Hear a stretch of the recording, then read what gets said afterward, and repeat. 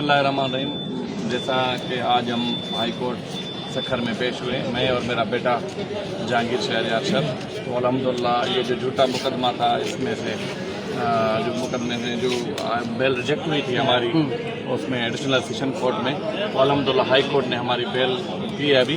तो 11 अगस्त को हमारी पेशी है, इंशाल्लाह हम शुरू होंगे। सिर्फ और सिर्फ सियासत से आउट करने के लिए, सियासत से हटाने के लिए हमारे ऊपर, मेरे और मेरे बेटे के ऊपर उन्होंने झूठे मुकदमात ये बनाए थे।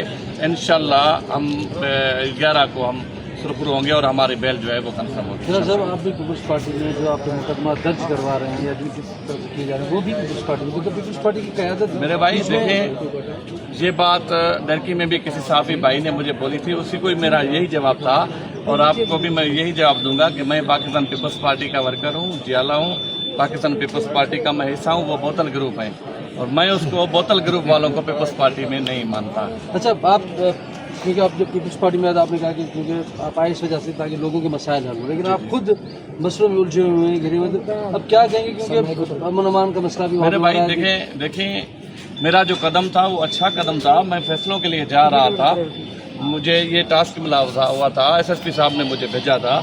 उस टाइम के जो SSP थे मुफ्ती हफीज़ रहमान बुख्ती साहब, उसने मुझे भेजा था कि जाओ और मिनट मेरे काफिले लेके जाओ और ये जो मसाइल कबायली झगड़े हैं इनको खैर करवाओ और फैसले करवाओ। तो कुछ ऐसे अनासर थे जो अमन के दुश्मन थे, उन्होंने मेरे ऊपर अटैक किया और मेरा दोस्त भी एक शहीद हुआ।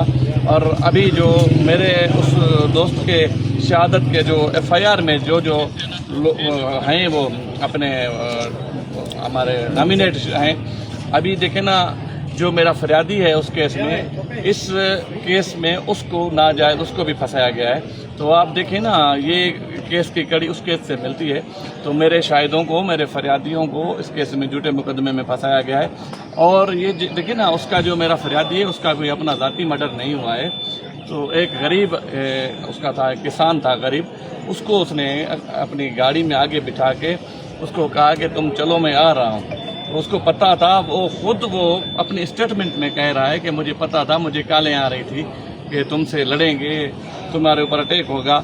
उसके बावजूद ये 2, 3, 4 गाड़ियाँ पीछे वाली गाड़ी में ये बैठा और आगे उस गरीब को बिठाया जो कि उसका अपना नहीं था, किसान था। उस गरीब को इसने मरवाया। मैं उसका भी मुझे दुख है।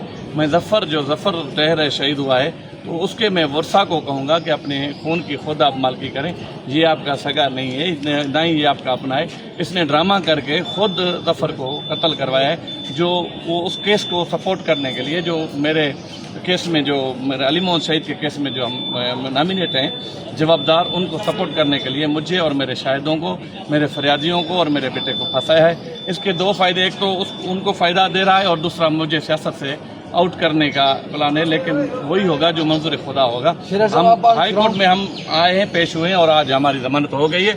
इंशाल्लाह 11 तारीख को हमारी जमानत भी हो जाएगी। आप ग्राउंड पे हैं, जो घोटकी का अमन अमान एक बहुत बड़ा चैलेंज है। SSP तब्दील हो रहे हैं, DIG तब्दील हो रहे हैं, लेकिन अमन अमान नहीं हो रहा। क्या वजह है? कौन सी वो रुकावटें हैं जो घोटकी के आम आदमी को अमन अमान नहीं होने दिया जाता? मेरे भाई, ये कबायली झगड़े जो है ना, अगर ये हल हो जाएं, जैसे मैं कोशिश कर रहा था, अगर ये जितने भी कबायली झगड़े अगर ये हल हो जाएंगे तो खुद ब खुद अमन हो जाएगा। रुकावट कौन है?